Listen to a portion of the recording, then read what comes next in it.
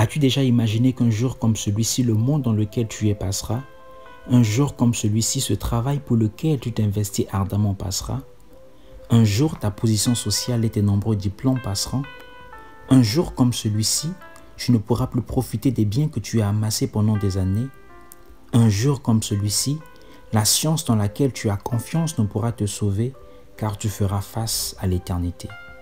Un jour comme celui-ci, tu devras dire au revoir à tes proches car tu entreras dans la dimension de l'éternité.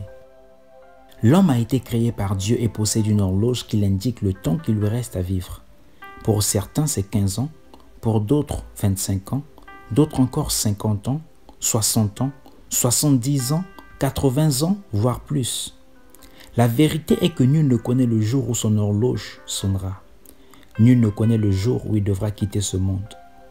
Nous avons toujours du mal à admettre qu'un jour nous devrons quitter ce monde jusqu'au jour où la réalité nous rattrape. Malheureusement, plusieurs se rendent compte tardivement sans qu'ils n'aient la possibilité de se réconcilier avec leur Créateur. La mort n'est pas la cessation de la vie. La mort est un changement d'état qui nous conduit dans la dimension de l'éternité. Plusieurs personnes pensent que lorsqu'elles quittent la dimension terrestre, elles cessent d'exister. Mais la Bible nous enseigne qu'il est réservé aux hommes de mourir une seule fois, après quoi vient le jugement. Hébreux 9, verset 27. Le nombre d'années que nous vivons sur terre est très insignifiant face à l'éternité. Un jour, si tu quittais ce monde, où irais-tu? Es-tu sûr d'être sauvé? Es-tu sûr d'être réconcilié avec Dieu? Sur quel fondement bâtis-tu ta vie? Aujourd'hui, je te présente Jésus-Christ, le seul fondement inébranlable et le chemin qui mène au salut. La Bible dit que Dieu a tant aimé le monde, qu'il a donné son Fils unique afin que quiconque croit en lui ne périsse point, mais qu'il ait la vie éternelle. Jésus-Christ est le remède de Dieu pour les maux de l'humanité. Jésus-Christ est la porte qui mène au salut éternel.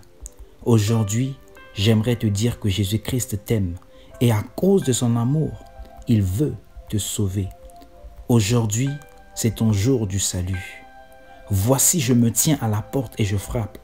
Si quelqu'un entend ma voix et ouvre la porte, j'entrerai chez lui, je souperai avec lui et lui avec moi. Apocalypse 3, verset 20. Si tu te demandes comment faire pour donner ta vie à Jésus, si tu te demandes comment faire pour être sauvé, je t'invite à recevoir Jésus-Christ dans ton cœur afin qu'il devienne ton sauveur et ton Seigneur. La Bible dit, si tu confesses de ta bouche le Seigneur Jésus et si tu crois dans ton cœur que Dieu l'a ressuscité des morts, tu seras sauvé. Romains 10, verset 9. Si tu veux recevoir le salut offert en Jésus, mets ta confiance en lui, crois que sa mort est le sacrifice parfait et suffisant pour le pardon de tes péchés et confie-lui ta vie dès maintenant. Aujourd'hui, c'est ton jour de salut. Ouvre ton cœur à Jésus-Christ car il veut te sauver. As-tu pris cette décision? Si tel est le cas, je t'invite à répéter avec foi cette prière après moi. Seigneur Jésus, merci d'avoir accepté de mourir à la croix pour moi. Aujourd'hui, je prends la décision de te recevoir en tant que Seigneur et Sauveur de ma vie. Prends ma vie, toute ma vie, et conduis-moi sur le chemin de la vérité, car tu es la vérité. Dans le nom de Jésus, j'ai prié avec action de grâce. Amen.